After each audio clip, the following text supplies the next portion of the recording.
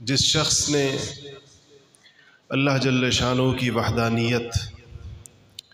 اور نبی کریم محمد مصطفیٰ صلی اللہ علیہ وسلم کی رسالت کا کلمہ پڑھا ہے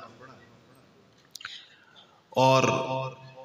اس وفاداری کا دم بھرا ہے اور اس نسبت کے ساتھ اپنے آپ کو جوڑا ہے اور اس چیز کو اپنے لیے سعادت دنیا و آخرت کی سمجھا ہے اور اس کامیابی اور فوز و فلاح کے اس نظام کو جانا ہے، اس کے اوپر اس کلمے کے کچھ حقوق، کچھ فرائض اس کے اوپر عائد ہوتے ہیں۔ یہ صرف زبان کے بول نہیں ہے کہ ایک شخص یہ سمجھے کہ میں زبان سے کہتا ہوں لا الہ الا اللہ محمد الرسول اللہ۔ یقیناً یہ بڑے بھاری بول ہیں کہ اگر ان کو ترازو کے ایک پلڑے میں رکھ دیا جائے اور دوسرے پلڑے میں دنیا اور ما فیہا رکھ دیا جائے تو یہ بول زیادہ بھاری۔ اس میں بھی شک نہیں کہ یہ وہ بول ہیں جو انسان کو ابدی جہنم سے نکال کر جنت کا مستحق بنا دیتے ہیں۔ یہ وہ بول ہیں جس سے انسان اللہ جل شانہ کے ذمے میں داخل ہو جاتا ہے، مگر اس کلمے کا کوئی تقاضا بھی ہے انسانوں سے، مسلمانوں سے، کہ جس شخص نے زبان سے یہ کہا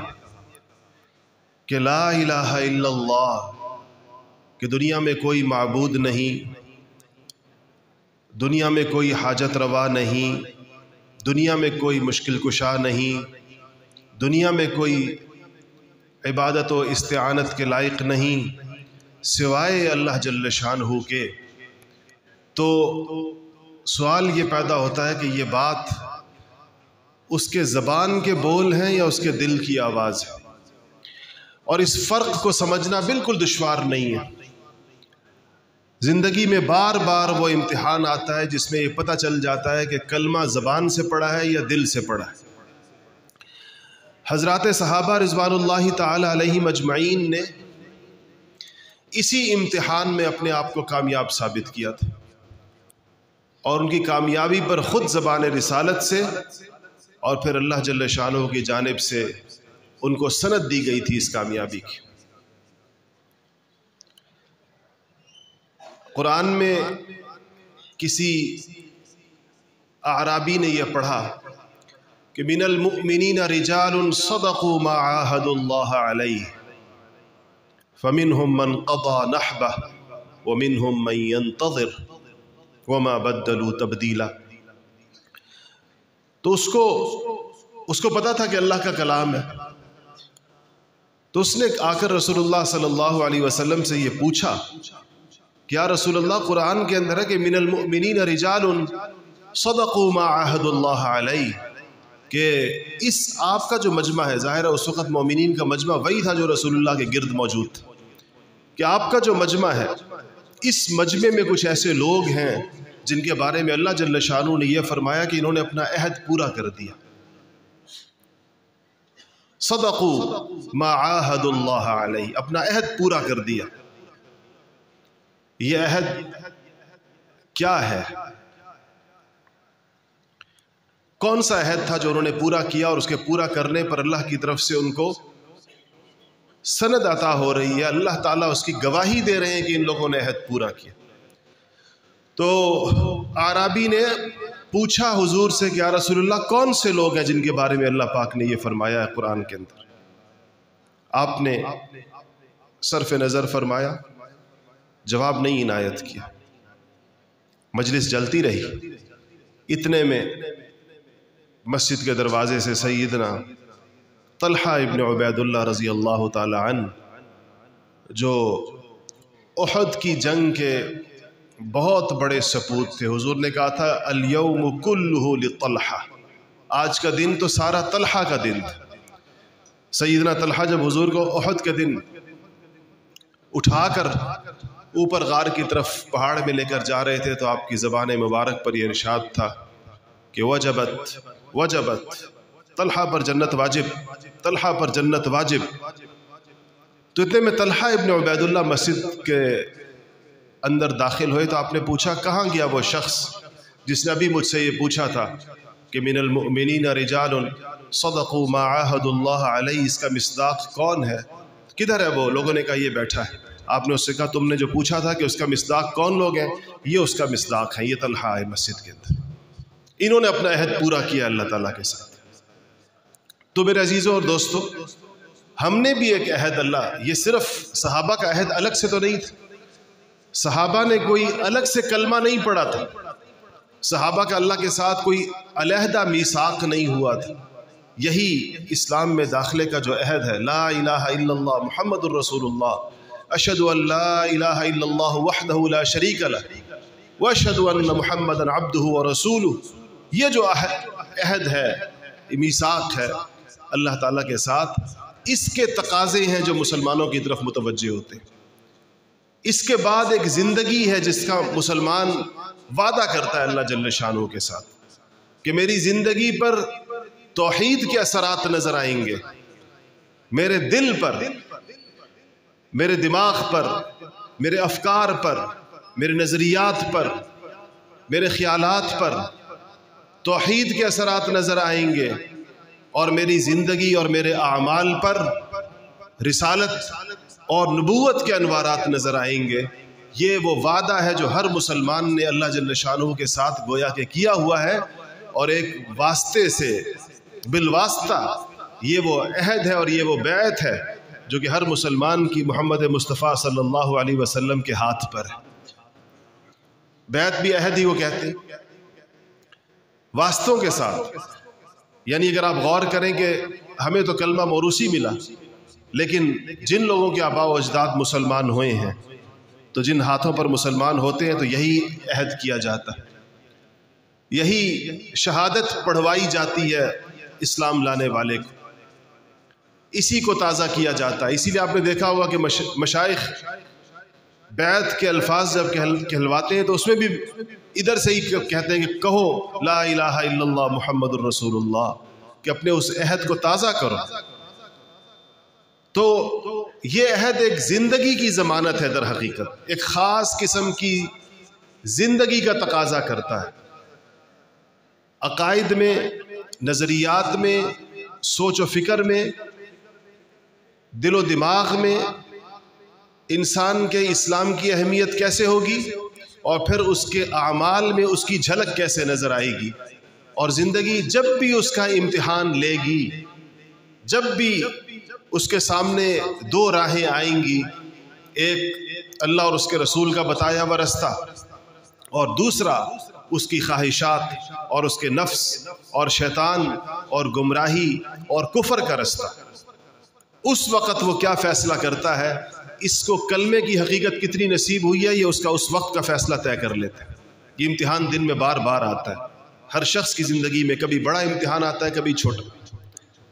کسی کے سامنے تو بالکل کھل کر آ جاتا ہے، کسی کو چھوٹے چھوٹے فیصلوں میں اس کو پتہ چلتا رہتا ہے کہ میں نے یہ عہد جو اللہ کے ساتھ کیا تھا اس میں کتنا پکا ثابت ہوں، اور اس میں کتنا کمزور ثابت ہوا۔ کچھ لوگ جو زیادہ بد نصیب ہیں،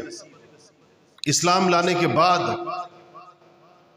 جن کے دروازوں سے خوش نصیبی رخصت ہوئی ہے، یہ وہ لوگ ہیں جن کے عقائد اور نظریات میں خلل آ جاتا ہے، جن کا عقیدہ اللہ جل شانہ کی وحدانیت کا، اللہ جل شانہ کی حاکمیت اعلیٰ کا، اللہ پاک کی خالقیت و مالکیت کے جو تقاضے ہیں، اور پھر نبوت و رسالت کے جو تقاضے ہیں، ان کا دل و دماغ بسا اوقات اس کے کچھ اجزاء کا یا کبھی کبھی پورے نظام کا انکار کر دیتا ہے۔ یہی وہ لوگ ہیں جو آج کے معاشرے میں لبرل کہلاتے ہیں، سیکولر کہلاتے ہیں۔ ان کو یہ جو نئے نام انہوں نے اپنے لیے پسند کیے ہیں یا ان کو جو دیے جاتے ہیں، لبرل کا کیا مطلب ہوتا ہے؟ آزاد۔ کس چیز سے آزاد؟ قید شریعت سے آزاد، اللہ جل شانہ کے احکامات سے آزاد، رسول اللہ صلی اللہ علیہ وسلم کے دیے ہوئے طرز حیات سے آزاد، اپنے آپ کو آزادی کے مدعی ہیں۔ حضور نے فرمایا دنیا سجن المؤمن، دنیا قید خانہ ہے مومن کے لیے، تو اس میں آزادی کے کیا معنی؟ چھ معنی دارد کہ وہ اپنے آپ کو آزاد کہیں۔ یہ ایک مغربی نعرہ تھا جو عیسائیت کے مقابلے میں اٹھا تھا، یہ مذہبی کے مقابلے میں اٹھا ہوا نعرہ تھا کہ مذہبی پابندیوں اور قیودات سے ہمیں آزادی چاہیے، مسلمانوں نے بغیر سوچے سمجھے، آج کی نئی نسل نے، نوجوان نسل نے اس کو فیشن سمجھا، اس کو کوئی قابل فخر چیز سمجھا، اور آج دعوے کرتے ہیں لوگ، بڑی بڑی ہماری سیاسی جماعتیں برملا کہتے ہیں کہ ہم لبرل ہیں، ہم لبرل سیاسی جماعت ہیں، ان کے بعضوں کے منشور میں لکھا ہوا ہے، اس ملک میں لکھا ہوا ہے، اس سرزمین کی بہت سی جماعتوں کے منشور میں لکھا ہوا ہے کہ ہم لبرل مسلمان ہیں۔ لبرل مسلمان کا مطلب یہ ہوتا ہے کہ ہم نام کے مسلمان ہیں، ہم وہ ہیں جو اپنے آپ کو مسلمان تو کہتے ہیں، مردم شماری جب ہوگی تو ہم اپنا نام مسلمانوں کے رجسٹر میں لکھوائیں گے، لیکن اسلام کی کسی پابندی کو قبول نہیں کریں گے، احکامات اسلامیہ کا اپنے آپ کو پابند نہیں سمجھتے، اس لیے ان احکامات کو نشانہ بناتے رہتے ہیں۔ یہ مسلمانوں ہی کے معاشرے کے اندر وہ عہد کہاں ہے لا الہ الا اللہ محمد الرسول اللہ کا؟ اور پھر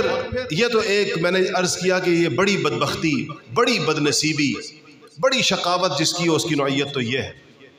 دوسری نوعیت یہ ہے کہ دل و دماغ تو مسلمان ہے، دل و دماغ اللہ تعالیٰ کے احکامات کے سامنے سرنگوں ہے، سرنڈر ہے، حاکمیت اللہ جل شانہ کی تسلیم کرتا ہے اور محمد مصطفیٰ صلی اللہ علیہ وسلم کی نبوت اور رسالت تسلیم کرتا ہے، لیکن عمل نظریے کا ساتھ نہیں دیتا۔ عمل کا جو تقاضا ہے، عمل جس طرف جیسا ہونا چاہیے، جیسے خیالات ہیں، جیسے نظریات ہیں، ویسا عمل نہیں ہے، تو یہ عملی کمزوری ہے۔ یہ بہرحال ایک ایسی چیز ہے کہ اللہ جل شانہ اس انسان کو کسی بھی وقت توبہ کی توفیق دے سکتے ہیں، کسی وقت بھی اس کا عمل ٹھیک ہو سکتا ہے، یا اس کے انہی برے اعمال کے ساتھ ساتھ جو یہ اچھے اعمال کرتا ہے، بعض اوقات ان اچھے اعمال میں سے کوئی چیز اللہ کی بارگاہ میں ایسے طور پر قبول ہو جاتی ہے کہ وہ اس کی دنیاوی اور اخروی کامیابی اور سرخروئی کا باعث بن جاتی ہے، لیکن ظاہر بات ہے کہ اصلاح کی ضرورت اس کو بھی اس بات کی ضرورت ہے کہ یہ اس زندگی کی طرف آئے جس زندگی کا اللہ جل شانہ اس سے مطالبہ فرماتے۔ تو یہ دو چیزیں آج ہمارے معاشرے میں آپ کو نظر آ رہی ہیں، ایک جدید تعلیمی نظام، انگریزوں کا لایا ہوا نظام تعلیم کا اس خطے میں جب آیا تو آپ کی نسلیں آپ سے بیگانہ ہو گئیں، اور اس میں اب کوئی امتیاز نہیں رہا۔ آپ کے ہاں سے جو نوجوان پڑھنے کے لیے یونیورسٹیوں میں جاتے ہیں، کالجوں میں جاتے ہیں، بڑے شہروں میں جاتے ہیں، وہ ان خیالات سے متاثر ہوتے ہیں۔ ہمارے پاس سارا دن ایسے ہی نوجوانوں سے واسطہ رہتا ہے، تو میں اس نتیجے پر پہنچا ہوں کہ کسی نوجوان کی گمراہی کے لیے، فکری اعتقادی گمراہی کے لیے، ملحدانہ خیالات کے لیے اس کا کسی شہر سے ہونا ضروری نہیں ہے۔ دیہاتوں سے آئے ہوئے نوجوان بعض اوقات شہری نوجوانوں سے بھی زیادہ اثر قبول کرتے ہیں بے دینی کا، اگرچہ ان کے اپنے علاقے میں ساری فضا ویسی نہیں ہوتی، اپنے خیالات کے اظہار میں ان کو آزادی نہیں ہوتی، وہ سمجھتے ہیں کہ معاشرہ قدامت پسند ہے، وہ نہیں تسلیم کرے گا ان باتوں کو، لیکن جہاں ان کو موقع ملتا ہے ان خیالات کا اظہار کرتے ہیں۔ اور جو دوسری چیز ہے عملی بے راہ روی جو ہے، وہ تو ہم سب کا مسئلہ ہے، وہ تو ہمارے ان بازاروں کا، ہمارے اسکولوں کا، ہمارے گھروں کا، حتیٰ کہ ہمارے تعلیمی اداروں کا، مسجدوں اور مدرسوں تک کا، کہ ہمیں جہاں پر اپنے اعمال کو، اخلاص کو، اپنے کاموں کو، اپنے قول و فعل کی ہم آہنگی کو درست کرنے کی ضرورت ہے۔ تو میرے عزیزوں اور دوستوں، یہ جو مسلمانوں میں کسی ایسی دینی تحریک کی ضرورت، مسلمانوں کو کسی ایک ایسی حرکت اور فضا اور ماحول کی ضرورت، جہاں پر وہ تربیت پائیں جو ان کو اللہ اور اس کے رسول کے ساتھ کیے ہوئے عہد کے ساتھ ہم آہنگ کر دے، یہ کتنی بڑی اہم ضرورت ہے اور کتنی بڑی اہم چیز ہے۔ اگر یہ فضا نہ ہو، اگر یہ ماحول نہ ہو، اگر ایسی کوئی محنت اور دعوت معاشرے میں موجود نہ ہو، تو لوگ خواب غفلت میں پڑے پڑے اس دنیا سے رخصت ہو جائیں گے، اور ہر گزرتے دن کے ساتھ دین سے مزید دور ہوتے چلے جائیں گے، اور بالآخر اتنے دور ہو جائیں گے کہ ان کو وہاں سے واپس لانا اور ان کو دین کے اوپر کھڑا کرنا انتہائی مشکل ہو جائے گا۔ آپ یقین کیجئے دنیا کے بہت سارے اسلامی ملکوں میں آج سب سے بڑا مسئلہ ان کے نزدیک یہ ہے کہ نوجوانوں کا رشتہ مسجدوں کے ساتھ ٹوٹ گیا ہے. نوجوان مسجد میں نہیں آتے، ان کو سمجھ میں نہیں آتا کہ نئی نسل کو مسجدوں میں کیسے لے کر آئیں. آپ نے سنا ہوگا، یہ جانتے ہوں گے آپ میں سے بہت سے لوگ، ہمارے ہاں ترکی اسلامی ملکوں میں سے ایک بڑا ملک ہے. ترکی میں مسلمانوں کی اکثریت یا تناسب پاکستان سے بھی زیادہ ہے. یعنی پاکستان میں جتنے مسلمان ہیں جتنے فیصد ترکی میں اس سے بھی زیادہ ہے. 99 کچھ فیصد مسلمان ہیں ترکی میں. پاکستان میں تو اقلیتیں بہت زیادہ ہیں، آپ کو پتہ ہے، لاکھوں کی تعداد میں ہندو ہیں، لاکھوں کی تعداد میں عیسائی ہیں، لاکھوں کی تعداد میں قادیانی ہیں، اور دوسری چھوٹی اقلیتیں بھی ہیں پاکستان میں. تو ترکی میں 99% سے زیادہ مسلمان ہیں. اس کے باوجود وہاں کے علماء جب سر جوڑ کر بیٹھتے ہیں، یا وہاں کے جو دینی تحریکوں کے قائدین ہیں یا دینی فکر مند لوگ ہیں، وہ یہ کہتے ہیں کہ نوجوانوں کو مسجد میں کیسے لایا جائے. اور آپ وہاں پر حیران ہوں گے کہ ایسی ترغیبیں دی جاتی ہیں کہ کسی طریقے سے مسجد، بڑے بڑے انعامات اسلامی تحریکیں رکھتی ہیں ان نوجوانوں کے لیے جو فجر کی نماز آ کر مسجد میں پڑھے. اسی کی دیکھا دیکھی ہمارے ہاں بھی بہت ساری جماعتوں نے اعلانات کیے کہ جو نوجوان یا 13-14 سال کا بچہ 40 دن تک فجر کی نماز جو ہے وہ مسجد میں پڑھے گا تو اس کو ایک بڑی باہر کی منگوائی ہوئی امپورٹڈ سائیکل جو ہے وہ تحفے میں دی جائے گی. ہمارے پاکستان میں بعض ایسے اداروں نے جن کا ترکی کے ساتھ تعلق تھا، انہوں نے اس کے اعلانات کیے، سینکڑوں سائیکلیں بچوں میں تقسیم کی. اگرچہ ہماری فضا آپ نے دیکھا ہوگا، ہمارے ہاں تو بچے الحمدللہ اس مسجد ہی میں رکھے، یہ تو خیر بازار کی مسجد ہے مجھے نہیں پتا اس کا، لیکن محلے کی مسجدوں میں آپ چلے جائیں عصر کی نماز کے بعد یا ظہر کی نماز کے بعد، ہمارے ان علاقوں کے اندر سینکڑوں بچے بیٹھے ہوئے قرآن پڑھ رہے ہوں گے. سینکڑوں بچے، استاد ایک ہوتا ہے، پوری مسجد بچوں سے بھری ہوئی ہوتی ہے. مکاتب ہیں، ہر مسجد میں مکتب قائم ہے. یہ فضا عالم اسلام میں آپ کو اس بر صغیر کے اس خطے کے علاوہ پورے عالم اسلام میں کہیں نظر نہیں آئی. رشتہ جب ٹوٹ جاتا ہے تو پھر دوبارہ جوڑنا بہت مشکل کام ہے، پھر لوگوں کو مسجدوں تک لانا بھی بہت بڑا مشکل کام ہے. ترکی جیسی خوبصورت مساجد ہم نے پوری دنیا میں کہیں نہیں دیکھی. ان مسجدوں میں جتنے قیمتی قالین بچھے ہوتے ہیں کہ اگر آپ اس پہ پاؤں رکھیں تو ٹخنے تک آپ کا پاؤں قالین کے اندر چلا جاتا ہے. سرکاری انتظام ہے، اور ایسی حسین و جمیل مساجد کہ آپ کھڑے ہو کر نماز ہی بھول جائے انسان مسجد کے حسن کو دیکھ کر. لیکن اتنی بڑی مسجد میں پہلی صف میں 5-10 بوڑھے کھڑے ہوں گے اور کوئی نہیں کھڑا ہوتا. 5-10 بوڑھے، 4, 5, 8, 9, 10. رشتہ ٹوٹ گیا ایک دفعہ. میرے عزیزوں اور دوستوں، میں اور آپ اس جگہ سے تعلق رکھتے ہیں جہاں پورے روئے زمین پر یہ رشتہ سب سے بہتر طریقے کے ساتھ قائم ہے. پورے عالم اسلام کا مشاہدہ کرنے والے، عالم اسلام کو دیکھنے والے، اس کے حالات کا مطالعہ کرنے والے اس بات کو جانتے ہیں کہ یہ رشتہ سب سے زیادہ ہمارے علاقوں کے اندر قائم. اس لیے اس معاشرے میں اسلام کی معاشرت کو زندہ کرنا اور اللہ اور اس کے رسول کے اس عہد کو تازہ کرنا سب سے زیادہ آسان ہے. اگر اس آسان ہدف کو ہم حاصل نہ کر پائے اور اس آسان ہدف میں ہم نے کوئی ترقی نہ کی تو وہ جو پوری امت میں جہاں معاملہ بہت دور جا چکا ہے وہاں پر ہمیں نتائج کیسے ملے؟ جہاں پر نتائج آسان ہو، تھوڑی سی محنت جہاں پر درکار ہو، اگر وہ محنت نہ کی گئی تو وہ معاشرے جو دین سے بہت زیادہ دور ہو چکے ہیں ان کو قریب لانے کا کام کسی طور نہیں ہو سکے گا. ہمیں نمونے کے معاشرے کھڑے کرنے پڑیں گے. یہ بات ہمیں اچھے طریقے کے ساتھ سمجھ لینی چاہیے. اس وقت عالم اسلام کی سب سے بڑی ضرورت یہ ہے کہ جیتی جاگتی اسلامی معاشرت زندہ کر کے دکھائی جائے. کہیں پر لوگوں کو باقاعدہ دکھایا جا سکے کہ آئیں ادھر دیکھیں، یہاں اسلامی معاشرت کے نمونے آپ کو ملیں گے. پورے عالم اسلام میں نہیں، یہاں پر آپ کو ملیں گے. آپ سوچیں ذرا اس بات کو کہ اگر دنیا کے کسی کونے کے اندر اسلامی نظام کی بات کی جائے تو کیوں پوری دنیا کی کفر کی فوجیں اپنے تمام اختلافات بھلا کر اکٹھے ہو کر ان پر چڑھ دوڑتی ہیں،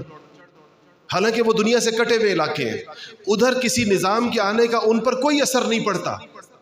آپ خود سوچیں افغانستان کے پہاڑوں میں اگر کوئی نظام قائم ہوتا ہے تو اس سے واشنگٹن کو اور نیو یارک کو اور لندن کو اور پیرس کو کیا خطرہ ہو سکتا ہے؟ لیکن وہ دنیا میں نمونہ نہیں دیکھنا چاہتے، وہ نمونہ نہیں قائم ہونا چاہتے۔ ان کو پتہ ہے کہ یہ امت، یہ 2.25 ارب انسان اگر ان کے سامنے کہیں پر نمونہ قائم ہو گیا،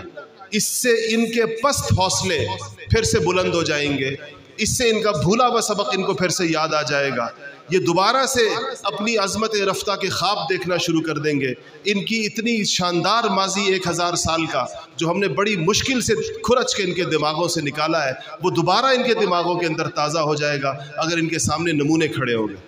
اگر ان کے سامنے مثالیں کھڑی ہو گئی، اگر ان کو پچھلا بھولا ہوا سبق کسی نے یاد دلانے کی کوشش کی۔ تو میرے عزیزوں اور دوستو، یہ وہ علاقے ہیں، یہ وہ جگہ ہیں، یہ وہ معاشرے ہیں، یہ وہ لوگ اور وہ قوم ہے جس میں اس کے سب سے زیادہ امکانات موجود ہیں، سب سے زیادہ جو قریب ترین لوگ ہیں۔ آج بھی ہمارے اس معاشرے کی اگر آپ دیکھیں گے تو صحابہ کے معاشرے سے قریب ترین مماثلت آپ کو نظر آئے گی۔ صحابہ کی جو خصوصیات سیرت کی کتابوں کے اندر آئی ہیں، آپ اس کی مماثلت دیکھیں، باوجود اپنی تمام تر کمزوریوں اور ذبح حالی کے، باوجود اپنی تمام تر کوتاہیوں کے، اپنی تمام تر کمزوریوں کے، آج بھی اگر صحابہ کے معاشرے سے قریب ترین کوئی معاشرہ آپ کو نظر آ سکتا ہے، وہ یہ ہمارے یہ علاقے ہیں جس کے اندر آج ہم بیٹھے ہوئے۔ آپ کو سادگی اسی طرح کی نظر آئے گی، آپ کو اسی قسم کی مہمان نوازی نظر آئے گی، آپ کو اسی قسم کی غیرت نظر آئے گی، آپ کو اسی قسم کی نفع و نقصان سے بالا تر ہو کر فیصلہ کرنے کی قوت نظر آئے گی، فنائیت نظر آئے گی، قربانی نظر آئے گی، مجاہدہ نظر آئے گا، اور دین کی دعوت کے اوپر دیوانہ وار لبیک کہنے کا مزاج نظر آئے گا۔ یہ چیزیں بحیثیت معاشرہ، انفرادی لوگ ہر جگہ بڑی صلاحیتوں والے ہوں گے، لیکن پوری معاشرت پر اس کی اثر اور اس کا چھاپ ہو، یہ آپ کو کہیں اور نظر نہیں آئے گا۔ یہ ایک ایسا بندہ آپ سے کہہ رہا ہے جس کے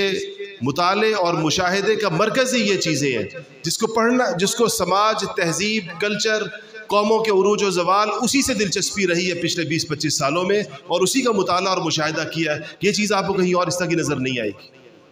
ادھر بھی اگر ہمیں نتائج نہ ملیں، ادھر بھی اگر ہم لوگوں کو دین کی طرف نہ لا سکیں، یہاں بھی اگر ہم نوجوانوں کے اندر ایک روح نہ پھونک سکیں اور یہ عہد ان کے دلوں میں تازہ نہ کر سکیں، تو پھر یہ مجھے روئے زمین پر کہیں اور ممکن نظر نہیں آتا، پھر اس کے آثار کہیں اور نظر نہیں آتا۔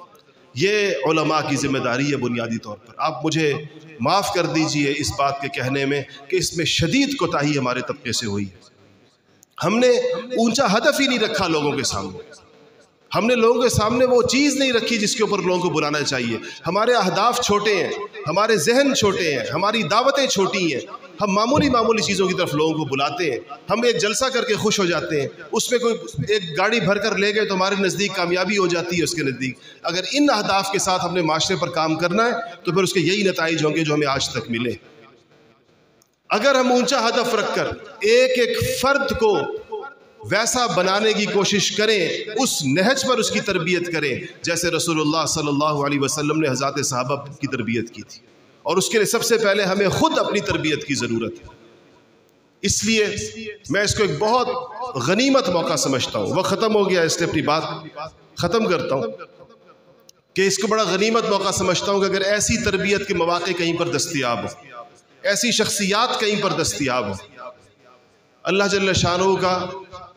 اس پوری امت پر میں بہت بڑا احسان سمجھتا ہوں، اور مسجد میں بیٹھا ہوا ہوں اور پوری ذمہ داری کے ساتھ یہ بات کہتا ہوں کہ اللہ جل شانہ نے حضرت اقدس حضرت مفتی سید مختار الدین شاہ صاحب دامت برکاتہم العالیہ جیسی شخصیات اس آخری دور میں گئے گزرے زمانے میں، اس سے بڑی نعمت مجھے معاشرے میں کوئی اور نظر نہیں آتی۔ اتنے بڑے لوگ، اتنے منجھے ہوئے لوگ، اور ایسے لوگ جن کے ساتھ جڑ جانے والے لوگوں کی طبیعتوں میں اور ان کی تربیتوں میں انقلاب برپا ہو جائے، یہ اس معاشرے کا نمک ہوتے ہیں اور بہت خال خال ہوتے ہیں۔ ان کی صحبتوں سے ہم فائدہ نہ اٹھائیں، ان کی تربیت میں اپنے آپ کو دینے میں اگر ہم تأمل کریں تو یہ مواقع بھی ہمارے ہاتھ سے پھر نکل جاتے ہیں۔ اس کے لیے دو چیزیں میں آپ سے عرض کروں گا صرف۔ پہلی یہ کہ جو خاص طور پر علماء تشریف فرمائیں، اور وہ لوگ جو دین کا درد اور غم رکھتے ہیں، وہ لوگ جو دینی کاموں سے وابستہ ہیں، کسی بھی دینی نظم سے، دینی تحریک سے، تنظیم سے، کسی چیز سے بھی وابستہ ہیں، وہ سب سے پہلے اس ضرورت کو سمجھے، مجھ سمیت میں اپنے آپ کو سب سے پہلے اس میں رکھتا ہوں کہ ہم اس بات کو مانیں کہ ہمیں تربیت کی ضرورت ہے. چاہے ہم شیخ الحدیث ہوں، معذرت کے ساتھ علماء سے معافی مانگتے ہیں، چاہے ہم شیخ الحدیث ہوں، چاہے ہمیں لوگ شیخ القرآن سمجھتے ہوں، چاہے ہمیں لوگ بطل حریت اور پیر طریقت اور امیر شریعت اور جو القاب پوسٹروں کے اوپر لکھے جاتے ہیں وہ سارے القاب بے شک ہمارے لیے استعمال ہوتے ہوں، حقیقت یہ ہے کہ ہم سب کو تربیت کی ضرورت ہے. اسی لیے ہمارے نتائج نہیں نکل رہے کہ ہمارا دینی مقتدا طبقہ جس کے پیچھے چلنا ہے لوگوں نے، جس کی پیروی کرنی ہے، اس کی تربیت پوری نہیں ہوئی، ان خطوط پر نہیں ہوئی ہے جس طرح کہ ہونی چاہیے. ہمارے سامنے اس دور کے چیلنجز نہیں ہیں، ہمارے سامنے اس دور کی آزمائشیں نہیں ہیں، ہمارے سامنے آنے والے وقت کی تصویر نہیں ہے. یہ قوم ہم سے کس طرف جا رہی ہے اور ہم کن کاموں میں لگے ہوئے. ہماری اپنی دنیا ہے، ہم اپنی اس دنیا میں خوش رہتے ہیں. ایسے جیسے کہ میں یہ جو مجمع میرے سامنے بیٹھا ہوا ہے اس کو دیکھ کر میں خوش ہوں کہ پورا شب قدر دیندار ہو گیا. یہ دیکھیں میرے سامنے لوگ بیٹھے ہیں، بازار میں کیا ہو رہا ہے، باہر جو اتنی دنیا گھوم رہی ہے اس کی ہمیں پرواہ نہ ہو. ہم ایک خاص قسم کے ماحول میں رہتے ہیں، مدرسین مدرسے اور طلبہ کے ماحول میں رہتے ہیں، مشائخ اور پیر اپنے مریدوں اور معتقدین کے ماحول میں رہتے ہیں. ہمیں عام طور پر باہر کی دنیا کا پوری تصویر ہمارے سامنے نہیں ہوتی سوائے ان بصیرت والے علماء کی جن کا مشاہدہ ہوتا ہے، جو پورے معاشرے میں کام کر رہے ہوتے ہیں. ان کو اس کا پورا اندازہ ہوتا ہے کہ ہمارے کرنے کے کام کون سے میدان ہیں جہاں پر ہماری دعوت نہیں جا رہی، نہیں سنی جا رہی، عمل نہیں کیا جا رہا اس کے اوپر. تو پہلے مرحلے میں ہمیں اپنی تربیت کی ضرورت ہے. دوسرے مرحلے پر ہمیں اپنے لوگوں کی تربیت کی ضرورت ہے. اور جو ہماری جگہ ہیں، اگر ہمارے پاس مسجد ہے، ہمارے پاس مدرسہ ہے، ہمارے پاس کوئی اسکول ہے، ہم کسی کالج میں ہیں، ہم کسی بازار میں کسی دکان میں ہیں، تو یاد رکھیں کہ ہمیں ادھر ایک فضا اور ماحول بنانے کی ضرورت ہے. اور فضا اور ماحول بنتا ہے لوگوں کی تربیت سے. اس کے لیے ہمیں اپنے لوگوں کو تربیت گاہوں میں بھیجنے کی ضرورت ہے. الحمدللہ ہمارا مرکز دارالایمان والتقوی کربوغا شریف ایک بڑی عظیم الشان تربیت گاہ ہے. جس کو بھی ہم نے بھیجا ہے اور پورے ملک سے الحمدللہ لوگوں کو بھیجا ہے، ایسا لگتا ہے جیسے کوئی ایسی مشین ہو جس میں ایک طرف سے ایک غیر تربیت یافتہ بندہ ڈالا گیا اور 40 دن کے بعد وہ ایک تربیت یافتہ بندہ بن کر وہاں سے نکل آیا. یہ کوئی معمولی نعمت ہے کسی جگہ ایسا نظام وجود میں آ جانا، کسی جگہ پر ایسی ایک چیز قائم ہو جانا. اس کا احساس اس کو ہو سکتا ہے جو ان معاشروں کو دیکھے جن معاشروں میں یہ بھلائیاں، یہ چیزیں موجود نہیں ہیں، جس میں ان چیزوں کے لیے گنجائش نہیں ہے، جن میں اس قسم کے آثار اور نمونے موجود نہیں ہیں. آپ ان لوگوں سے پوچھیں کہ وہ کتنے پیاسے ہیں. ہمارے ہاں تو چونکہ یہ سارا کچھ میں نے اس عرض کیا کہ ماحول میں الحمدللہ دین موجود ہے. اور دوسری ہماری بے فکری کی وجہ یہ ہے کہ ہم اکثریت میں ہیں. جہاں مسلمان اقلیت میں ہوتے ہیں وہاں ان کو ایک فکر لگ جاتی ہے کہ ہم مٹ نہ جائیں کہیں، ہمیں مٹا نہ دے کوئی، ہمارے بچے کافر نہ ہو جائیں کہیں. ان کی فکر اور طرح کی ہوتی ہے. جہاں مسلمان اکثریت میں ہوتے ہیں وہ بے فکر ہوتے ہیں، ان کو پھر چھوٹی چھوٹی چیزوں پر آپس میں لڑتے ہیں. وہاں صرف یہ ہوتا ہے کہ معمولی اختلافات ہوتے ہیں، اس لیے کہ اپنی بقا کی جنگ درپیش نہیں ہوتی. تو میرے عزیزوں اور دوستوں، اس اجتماع کا مقصد یہ ہے کہ آپ کے سامنے اس دعوت کو رکھا جائے، آپ کو اس پر فکر مند بھی کیا جائے اور حل بتایا جائے کہ ساری صورتحال کا حل کیا ہے. یہ بے دینی کی طرف جاتے ہوئے معاشرے کی باغیں دین کی شاہراہ کی طرف کیسے موڑی جا سکتی ہیں. یہ ہماری نوجوان نسل جو ہمارے ہاتھوں سے نکل رہی ہے، اس کو دوبارہ دین کے اوپر کیسے لایا جا سکتا ہے. ہماری انفرادی زندگیاں جو شریعت کے مطابق نہیں ہیں، جو گناہوں اور معصیتوں سے بھری ہوئی ہیں، وہ کیسے نورانیت کی طرف، روحانیت کی طرف، اللہ کی اطاعت کی طرف اور شریعت کے رستوں کی طرف کیسے آ سکتی ہیں. ہمارا معاشرہ جو بحیثیت معاشرہ کسی دینی تعلیم کے اوپر یا وحی کی تعلیمات کے اوپر نہیں ہے، اس میں اجتماعی طور پر دینی تعلیمات کیسے آئیں گی. ان ساری چیزوں کا سفر ایک اس قدم سے شروع ہوتا ہے جس کو انفرادی اصلاح اور تربیت کہا جاتا ہے. اس کے علاوہ آپ کے پاس کوئی رستہ نہیں. میں معذرت کے ساتھ آپ سے عرض کروں، آپ اتنا بڑا جلسہ کر لیں کہ اس کے اندر 20 لاکھ لوگ شرکت کریں، اس کے بعد کیا ہوگا؟ زیادہ سے زیادہ کیا ہوگا؟ زیادہ سے زیادہ یہ ہوگا کہ آپ نے قوت کا اظہار کر دیا، لیکن وہ قوت معاشرے میں اسلام لانے کے اندر، لوگوں کی زندگیوں میں دین لانے میں کس حد تک مؤثر ثابت ہوئی۔ اس لیے اصل محنت یہ ہے کہ آپ فرد کے اوپر محنت کریں، افراد کا نیک اور صالح لوگوں کا مجموعہ تیار کریں، ایسے امین لوگ تیار کریں، ایسے امین لوگ کہ ان کی امانت، ان کی دیانت، ان کی صداقت کی قسم اغیار بھی کھائیں، وہ بھی مانیں اس بات کو۔ میں کل اپنے ایک ساتھی کو بتا رہا تھا، خالد ابن ولید رضی اللہ تعالی عنہ سے اسلام کو، ان کے اسلام لانے سے پہلے کتنے نقصانات پہنچے۔ احد کی جنگ کا پانسا ہی خالد ابن ولید نے پلٹا تھا۔ اگر خالد پیچھے سے لشکر لے کر نہ آتے تو احد کی جنگ مسلمان جیت چکے تھے، اور احد میں مسلمانوں کو اتنا نقصان ہوا، رسول اللہ صلی اللہ علیہ وسلم کو اس قدر صدمہ پہنچا کہ اما عائشہ رضی اللہ تعالی عنہا حضور سے پوچھا کرتی تھی کہ یا رسول اللہ، کیا آپ کی زندگی میں احد کے دن سے بھی زیادہ سخت کوئی دن آیا؟ کیونکہ ظاہر آپ کے چچا حمزہ کا شہید ہوئے تھے، آپ کے بہت قریب ترین رفقا شہید ہوئے تھے، وہ تو خالد ابن ولید اسلام لانے سے پہلے کس قدر شدید دشمن ہوں گے اسلام کے، آپ سوچیں، اور کیسے جنگجو ان کا مزاج تھا۔ جب ان کو ایک خواب آیا جو ان کے اسلام لانے کا باعث بنا، مکہ مکرمہ میں رہتے ہوئے، اور وہ آپ کو پتہ ہی ہے کہ وہ بہت آخری زمانے میں فتح مکہ کے قریب جا کر مسلمان ہوئے ہیں، تو ان کو خواب آیا کہ میں ایک